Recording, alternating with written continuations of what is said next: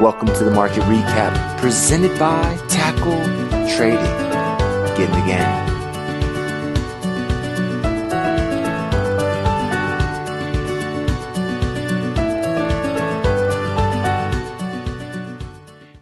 Good afternoon, Tackle Traders, and hello, YouTube. This is Frank coming to you with the market recap. It's Monday, the 24th of June, my father's birthday, so happy birthday, Pops.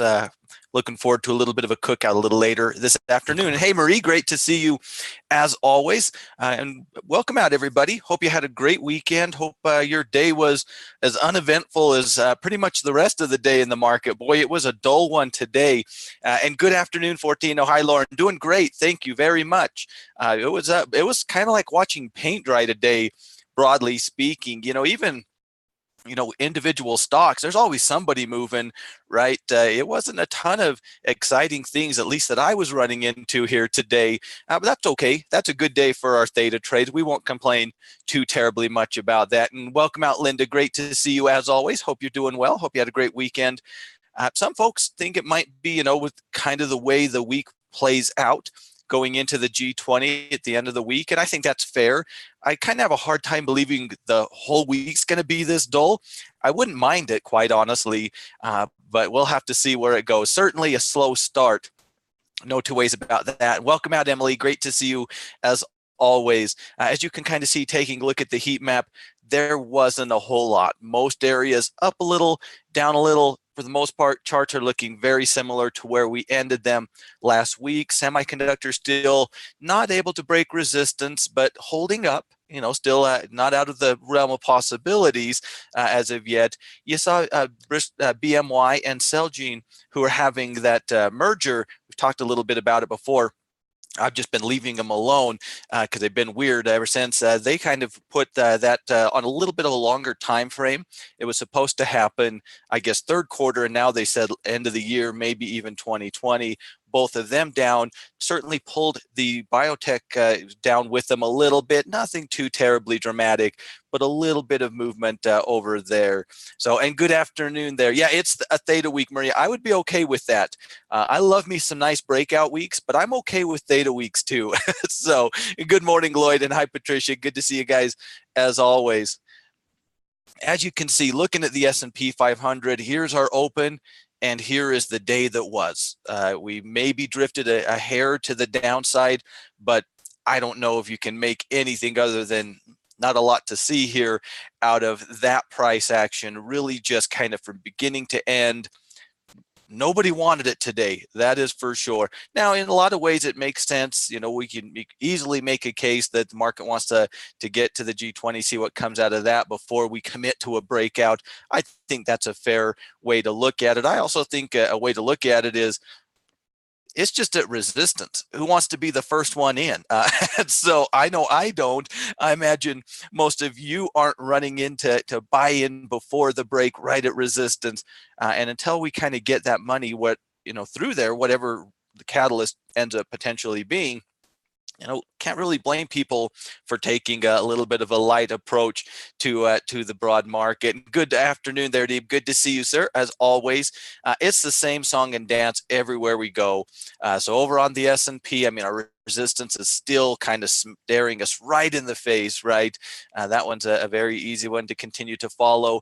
The Dow is right there as well. Again, another boring day.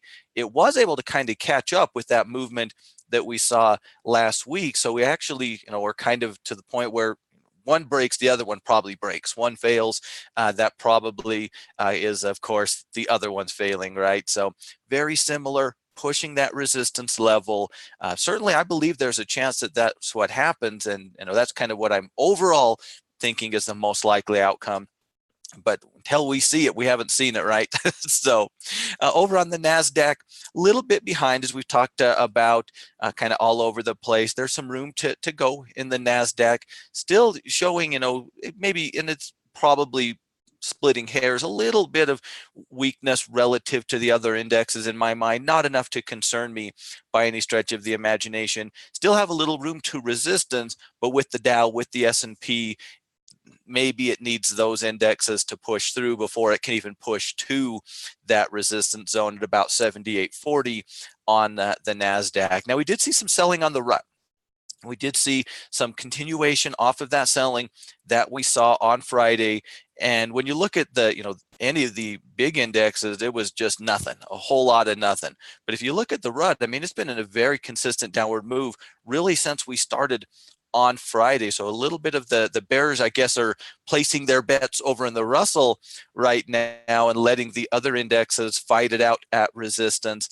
I don't know. I mean, you can certainly make a case that we've now established a resistance level at 1570, and I would absolutely make that case. And as a matter of fact, I'm just going to steal this line because with the downward movement that we've seen, I 100% believe that this has become a very important resistance zone.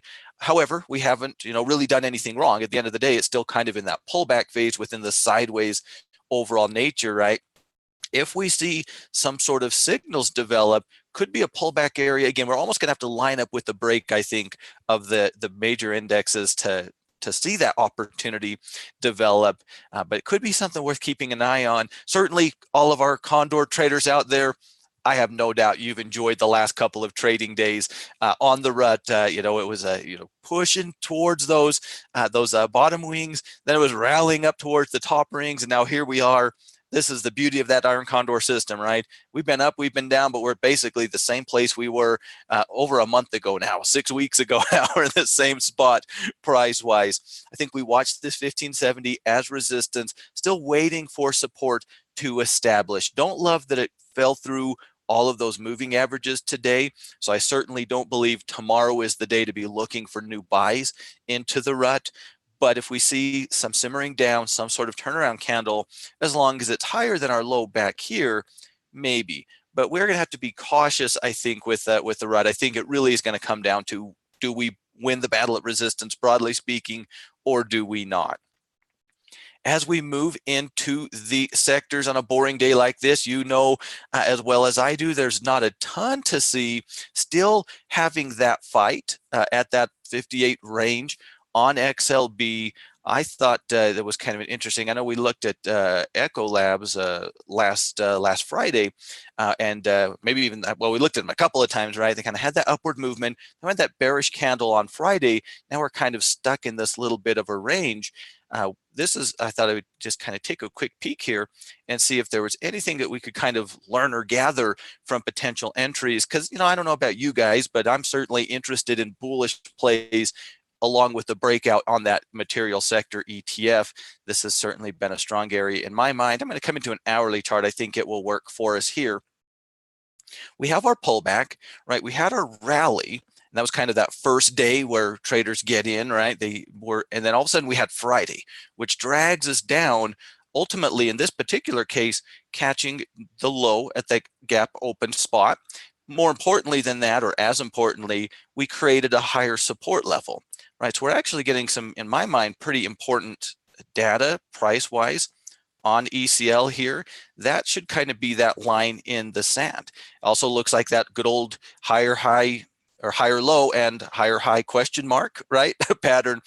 This is certainly one I think belongs on a bullish watch list. Personally, if we can kind of take out that little top that's really, I think, pronounced very nicely here on the hour or on the hourly time frame, that would, of course, line up into the break above this resistance zone, also getting us above those moving averages as well. This is certainly just an example from my watch list. You may or may not like ECL, but that's certainly a way that we can look to move into some of these pullbacks. It's always nice when they do that nice mellow and then straight up for 3 or 4 days that we can drag our stop loss, right? But that's not always the way that they go. If I was interested in this pullback on Thursday, I'm still interested in it here today. Just hasn't done enough because I'm either already in because I was that interested on Thursday, or I'm still waiting for really the same confirmation. It's just developed kind of nicely over the last 3 trading days with that the intraday resistance that we formed. Still waiting for basically the same price confirmation though. So I thought that was an interesting one. But if ECL is not your flavor, there are plenty out there, as you guys know, within this area that if we can break through that resistance level, I think at least present some really interesting short-term opportunities for us. Good afternoon, Jimbo. Great to see you. Hopefully, that wasn't a marathon, Jimbo. Well, it wasn't a marathon. I don't know if a bike race is called a marathon, but Jimbo was out riding a bike, 47 miles today, and he's still here. That's a trooper right there. Probably stock on a shorter term trade on an ECL. Personally, but certainly if as long as you're satisfied with the liquidity on the options, that's always, of course, in play. All things being equal, especially for short-term directional trades, Jimbo. All things being equal, which of course they're not, I would prefer to trade with shares, on those 2, 3, 4 day type of trades, just easier. All things being equal, of course, they're not, right? Everybody has a price tag, so everybody has one. Whether it's, for some people it's 50, some people it's 100, some people it's 500, some people it's 1,500. But in my experience, at least, everybody has a price tag where, yeah, I'm going options or nothing. So fine question there, Jimbo. And yeah, that I imagine you are probably going to take a nap after this. At least I hope you are. I know I would be. So still not a lot changed on the chart. If we can push through this, there is a lot of room to the upside in my mind. Certainly worth continuing to watch. I actually love the way that we have developed. We needed to pull back. I mean, pullback would have been nice, right? I think we all kind of were hoping for that early on, maybe a week and a half ago, but now just consolidating here, that's given these stocks a nice chance to catch their breath in my mind, seeing overall quite a bit of strength in my mind in this sector, especially holding up at resistance. Over on energy, boring day, little downward movement. I think, just everybody is kind of just waiting for a clear signal. I think everybody can kind of see that we've created that higher high and higher low. We've got a ton of overhead, whether it's this old support zone, whether it's the 50-day moving average, which kind of looks like the one that's causing it the most trouble currently. You've got on the weekly chart, you've got a 20-day or 20-week moving average, just a lot of overhead. I think right now, just like we've talked about for, really since we kind of started, early last week, and certainly by the end of last week, kind of on the neutral side of things. You did see Oxy, if you were looking for a bearish play in energy, you did see Oxy break that little upward trend that we took a peek at. These guys were in the reports. I'm not sure if they were stock or options report, but did take out that trend, put together a little bit of a floor, as you can kind of see here on a 2-hourly chart. That gives out, could be a little bit of a signal to the downside. So if I'm looking for bearish plays, this is the type that I'm looking for. I'm trying to find things that really haven't shown those reversal characteristics, like even an APA, certainly somebody I was working with on the bearish side of things. Not enough to get me as a buyer, but certainly enough to say, yeah, can see the characteristics of that upward trend developing, and certainly a little bit of a concern on my end in the short term. Overall, I think the best way to be treating energy until we get more solid clarity is overall on the neutral side. Not going to go out of my way to force the issue one way or the other. On the bullish side, if we can maybe clear out last week's high, get above that 50-period moving average, could be a little bit of a signal. And, there is going to be a little bit of room. We will have that 20 weekly if you use weekly averages, but beyond that, there is a little bit of space until we approach the 200 daily moving average. If we can take that out, I would expect a little bit of a short-term upward movement if we can reclaim that 50.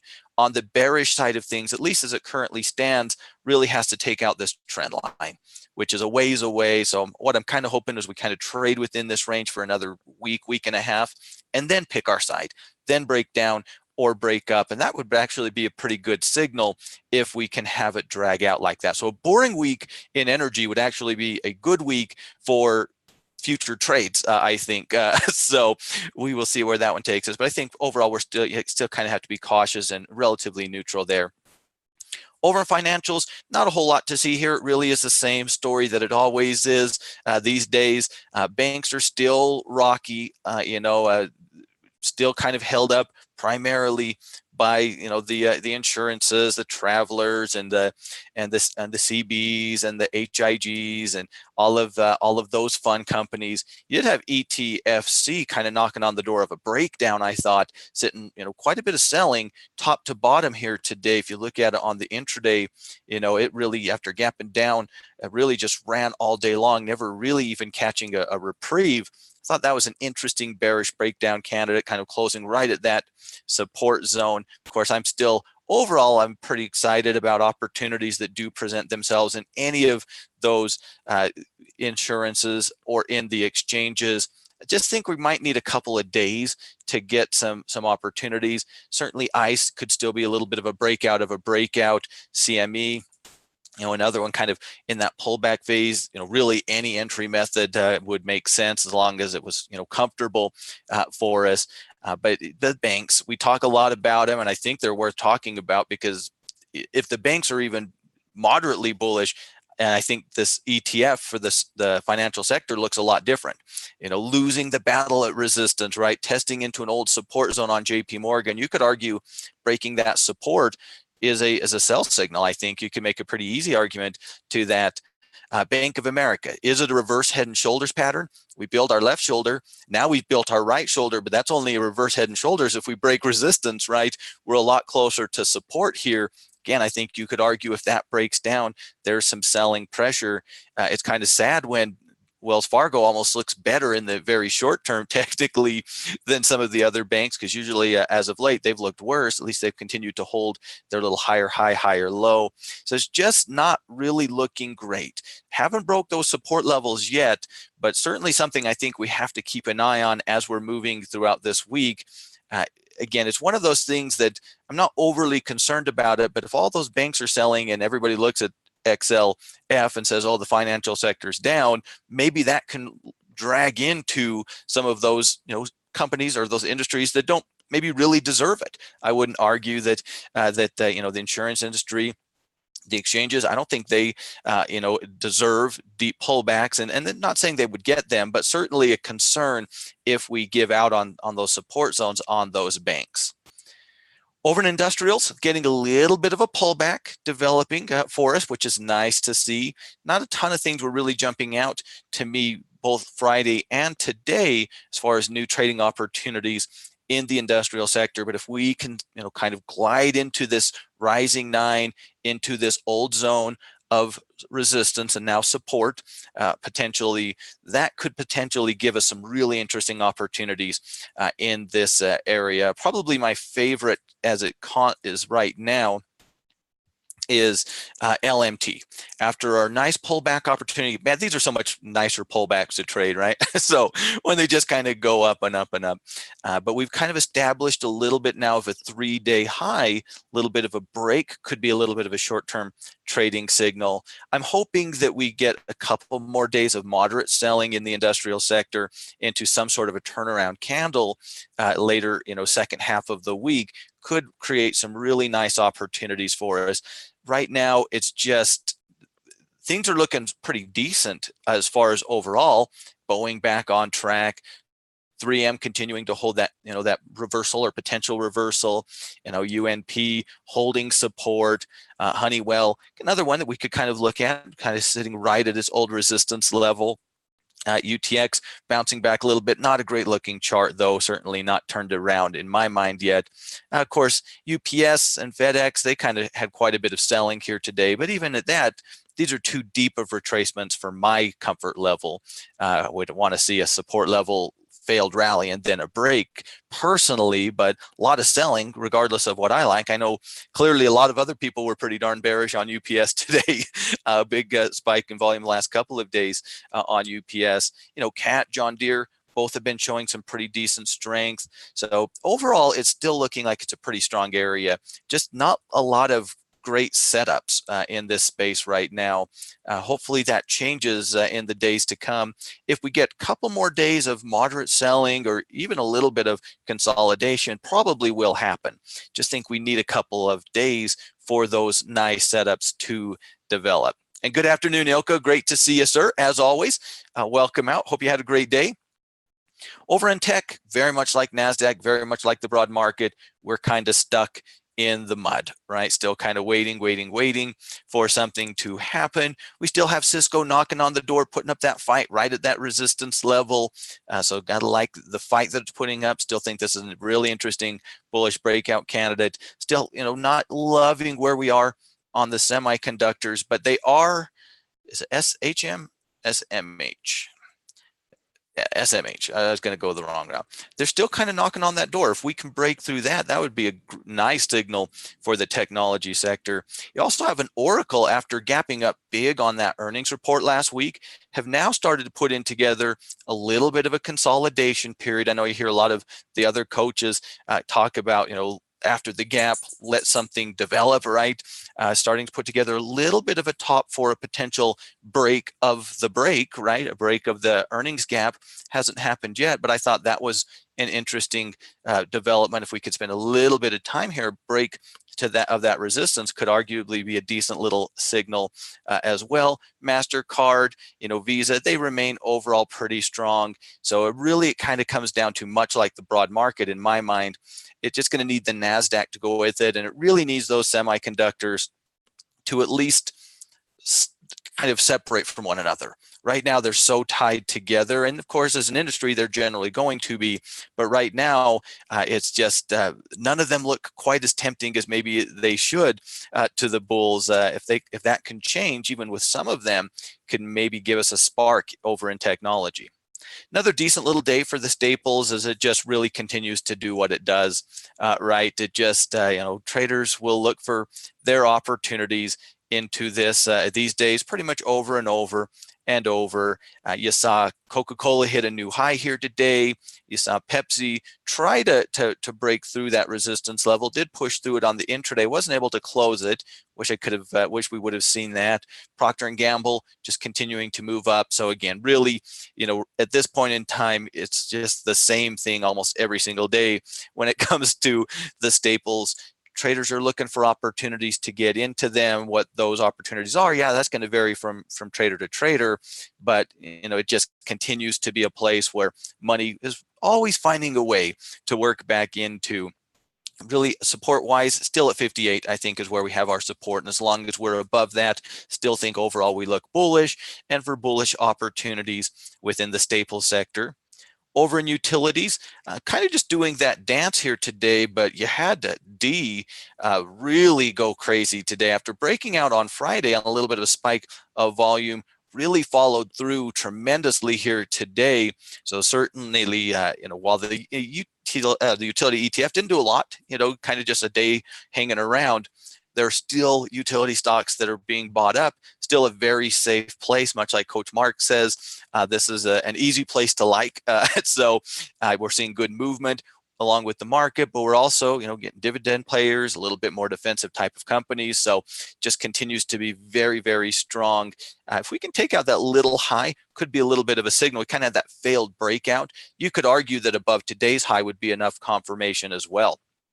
So still like where it's at. Again, support-wise, basically our swing low down here at 59, that 50-day moving average. As long as we're above here, any selling, I think we look at as an opportunity for retracements. We don't get them very often, and we don't get a lot of time to think about them, right? Since we had our initial break of that little 2-month consolidation period, you've had to be fairly quick because everybody else has been pretty quick as far as buying utilities. Over in healthcare, it's a little uglier candle maybe than it should have been. A lot of it was the BMY, the Bristol Myers. They've got that deal going on with Celgene, and I know Ilka, you brought Celgene a couple of weeks ago on a nice little breakout, but they've got this weird mergery stuff going on. All right, we talked a little bit about it, and I guess it's pushed back a little bit. It's still on the table from all sounds of it, but just pushed back a little bit. People did not like that. Both of those companies down very big here today. I still think you shy away from them personally. Maybe you could make stronger arguments to sell because it's easier to scare people than impress them, right? But these are volatile type of situations in my mind, and no reason to go chasing after them. We do have on the healthcare sector overall very, very strong. Yeah, those are some weird situations. I've seen them before, Ilko, where just when there's that merger stuff and the stocks just stop moving, and then all of a sudden it's just a weird thing, and doesn't mean it's anything to worry about every single time.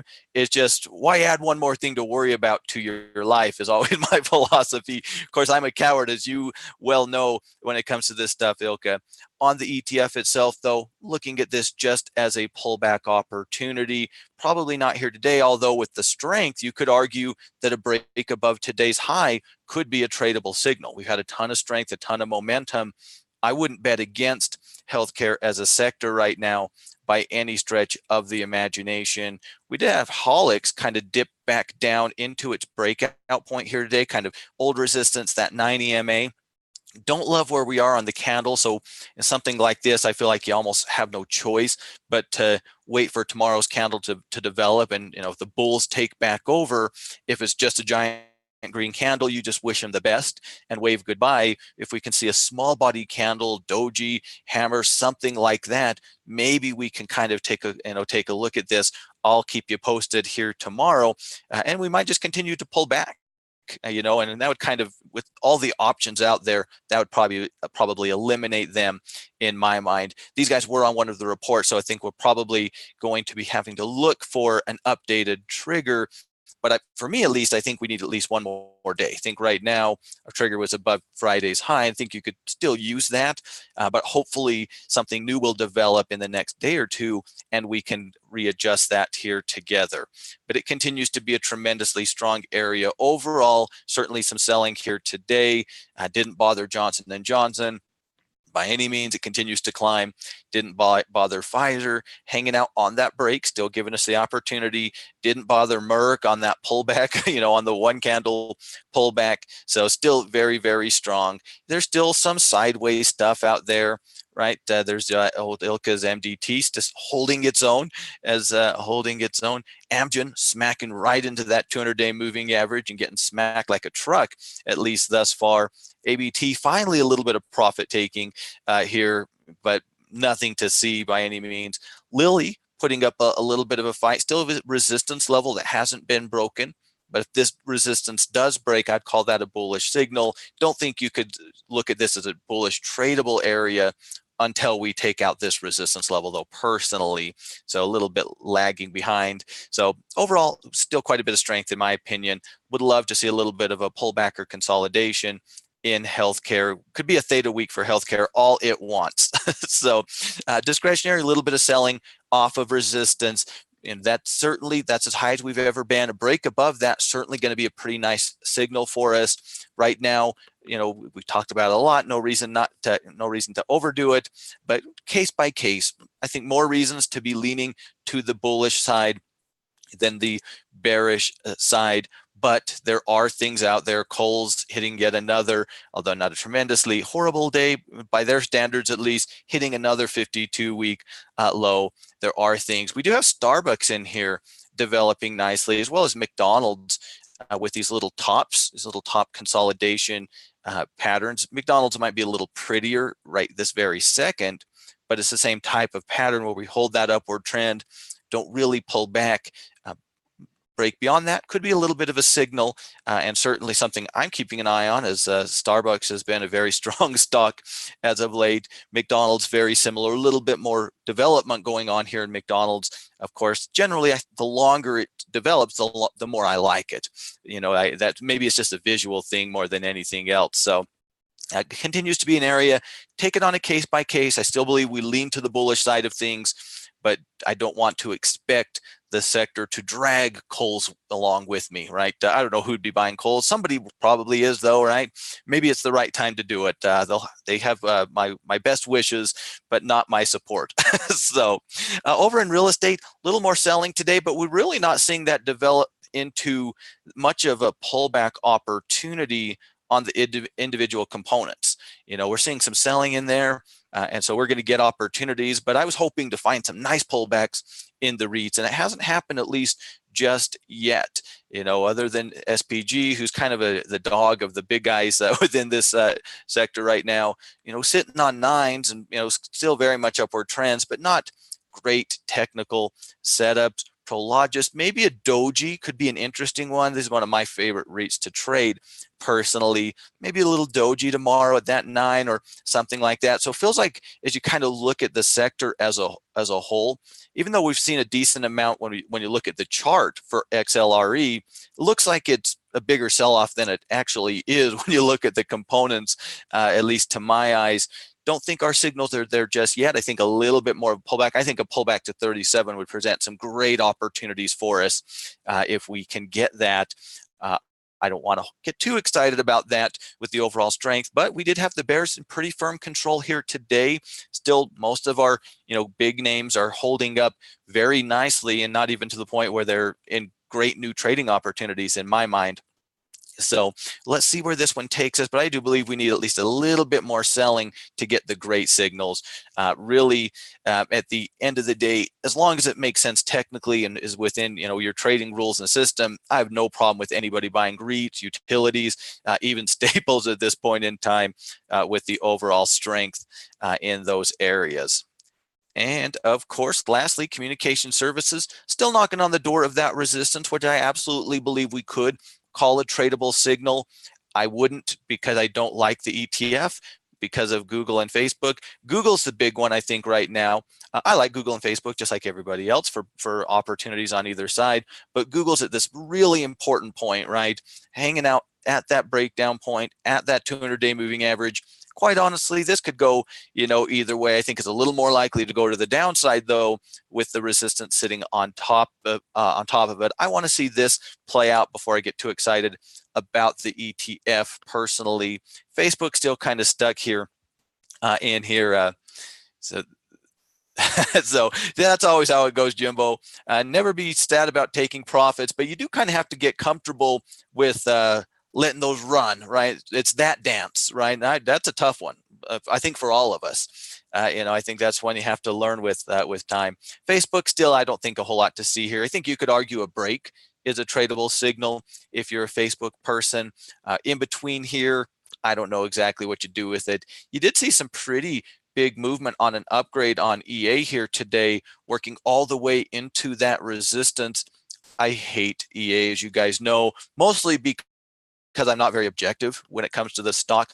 I'm already thinking it's going to lose at resistance, and it probably is, right? Resistance is tough to break, but could break out as early as tomorrow. Decent volume, a little bit of an upgrade, not a lot of resistance above it. That would certainly help the ETF if that were to break out. While maybe it's not quite the same chart, Activision Blizzard showed some pretty nice movement here today as well. Again, a little bit different type of a pattern, but I think you could make the same argument that a break above could be a bullish signal. And one of the first ones that we've seen, one of the few that we've seen since the bad earnings of 6 months ago now, or 9 months ago, I guess it was, on Activision Blizzard. Don't love that. I certainly have my interest sparked in the EA breakout. I always have to debate that one. I think the Disney breakout, which is further away, which is probably very unlikely to happen, whereas EA, at least movement-wise, could happen as early as tomorrow. Still think this is a really good breakout opportunity. Maybe you could argue a pullback. I don't think I would like the pullback, but I don't mind a pullback to create us a little handle to go along with this cup. So a little bit of a break early next week would be okay if that's how you want to play at Disney. So there are going to be some interesting stocks out there, both bulls and bears for us. But it really feels like the market wants to be boring, and it can be during the summer, as many of you guys know. Certainly with the G20, maybe that's just all the excuse that we need. There will be at least short-term directional opportunities, but like Marie said, I think this might be a decent week for our theta plays, which I don't think anyone will ever complain about that. It's only when it happens too long, because then some of us directional-minded folks get a little bored. But I'm certainly happy for a nice, boring week. Over on the dollar, continuing that breakdown. These are some pretty bearish signals short term. So I think at this point, if we're trading into the dollar, whether it's swing or even intraday, at this point in time, you're very much looking towards bearish trading opportunities as opposed to bullish trading opportunities. Next real level of support, let's go into a weekly chart because at this point in time, we almost have to. And that's going to kind of put us down here in that $95 range, this $95 range. And boring, that's not bad though, right, Marie? Boring. And if you learn how to dig around and find, there's always something, even in the most boring markets, there's always something that's breaking out or threatening to break out. And that's why I love breakouts. Even if they don't break out, it's fun to follow them for me. I love the story, I guess, of the breakout. So even if they lose, I'm like, yeah, no big deal. It's when they win that I'm excited about. So back to the dollar, pretty bearish signals, not a lot of support. We do have a little bit, that you could maybe argue down here around 95.75, maybe keep an eye on that. Bigger level of support though really is down at $95. No bullish signals currently that I can see from a really any perspective. So it's kind of bearish or bust, at least in the short term on the dollar. Not a lot to see. I know we skipped over the VIX, but really not a lot to see here, as if we're going to have a boring week, we're going to have a boring VIX, right? Interesting things going on elsewhere. Of course, gold remains tremendously strong. I know we took a peek at that little hourly chart on Friday. I was kind of setting up that little bit of a pullback. See, this is the same thing as ECL, right? Same type of a pattern develop, pulls back, ends up, and then breaks through. Certainly when it broke, boy, it broke, and it ran, and man, it is hot. At this point in time, it is either buy or watch. I can't see any argument. One of these days there's going to be a red candle, and there's a good chance with the strength of this move, it might be a pretty big one when that first wave of profit taking comes in. I'm not going to be the guy betting on that by any means though. So continues to show a ton of strength. So, and exactly, there's really nothing boring about making a couple of dollars, that's for sure. That's a good breakout, ton of momentum at this point in time. It really is, whatever your signals are, kind of like Mark said, it's hard to want to get huge new investment position this far up without some sort of a pullback or something.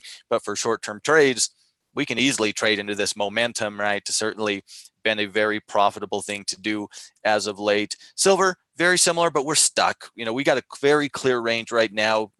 Like I tend to always say, I don't always feel this way. It just seems like I felt this way for like 9 months now. I don't know why someone would choose silver over gold under the current conditions. Now, a break beyond this resistance level, that would be very interesting in my mind. But right now, we're kind of in the middle. And while that can give us some nice ranges on the intraday to play with for sure, from a swing perspective, this was a good signal. Have to give it its props.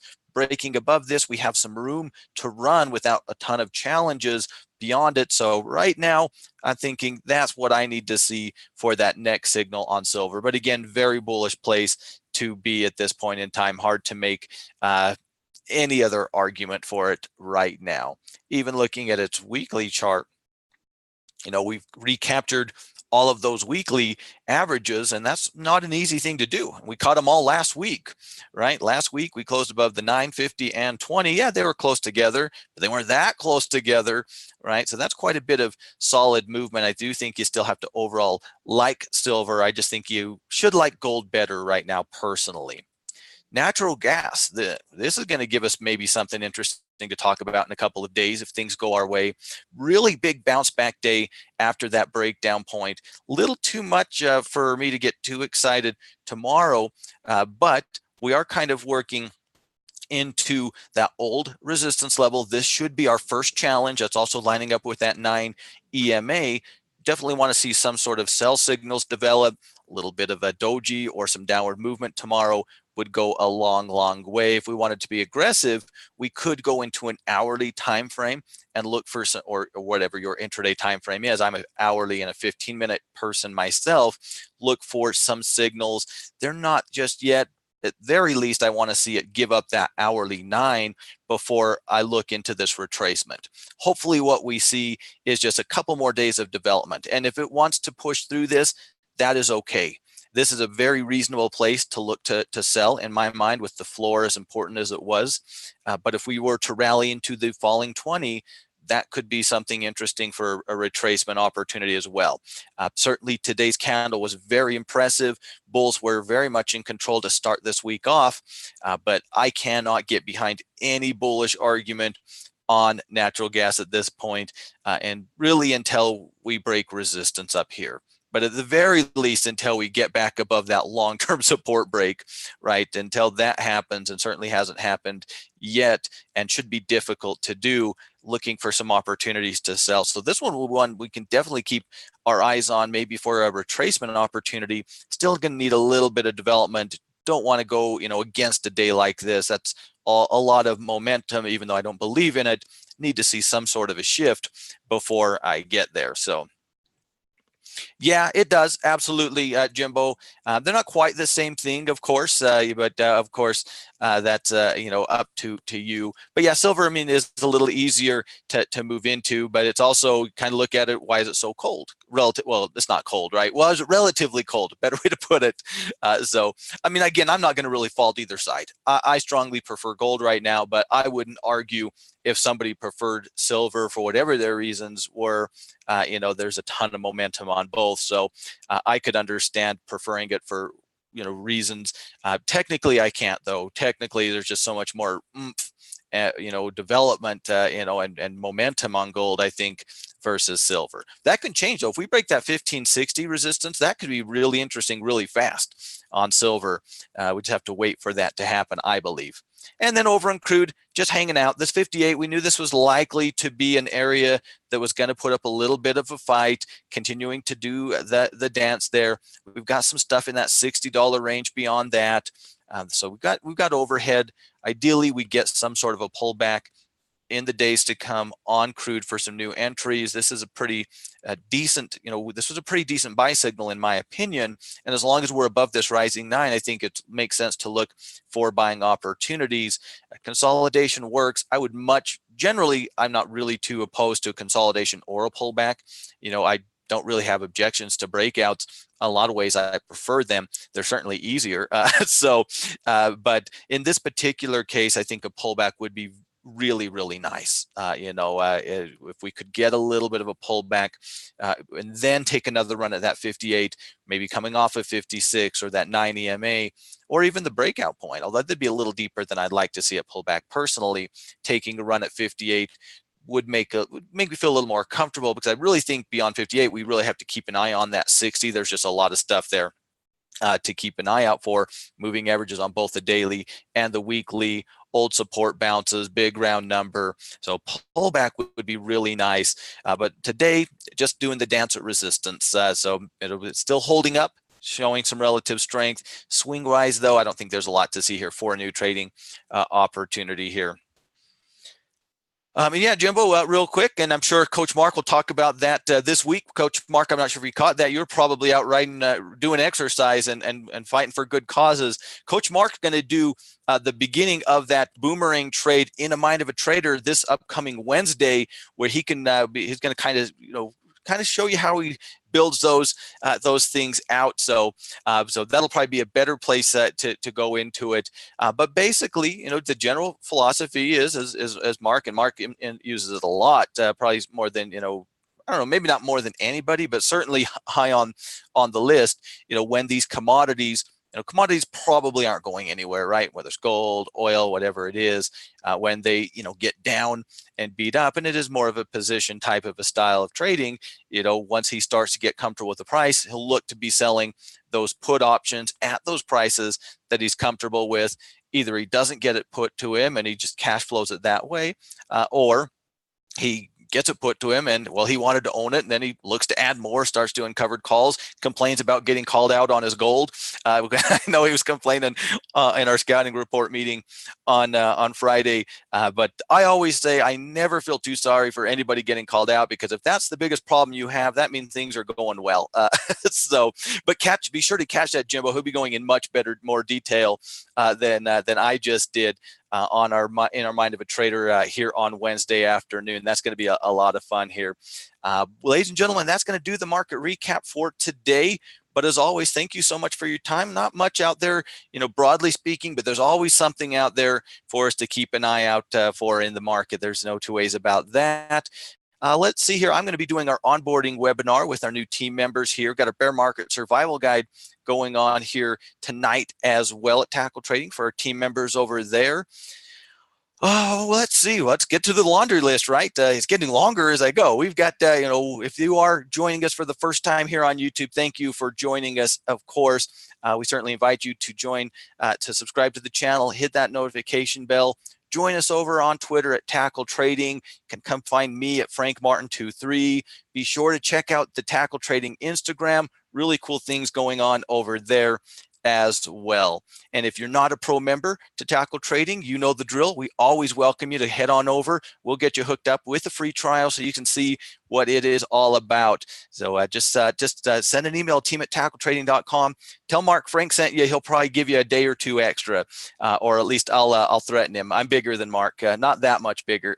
So thank you guys so much. It is certainly my pleasure. Oh, nice, Marie. Awesome. Well, hopefully I will see them tonight. And if you're watching us here today, looking forward to it, and welcome to Team Tackle. If you're not, I'll see you here in just a couple hours. So that's going to be a lot of fun. And then it's a hamburger barbecue, my old man's birthday today, so we are going to barbecue some hamburgers and eat really healthy.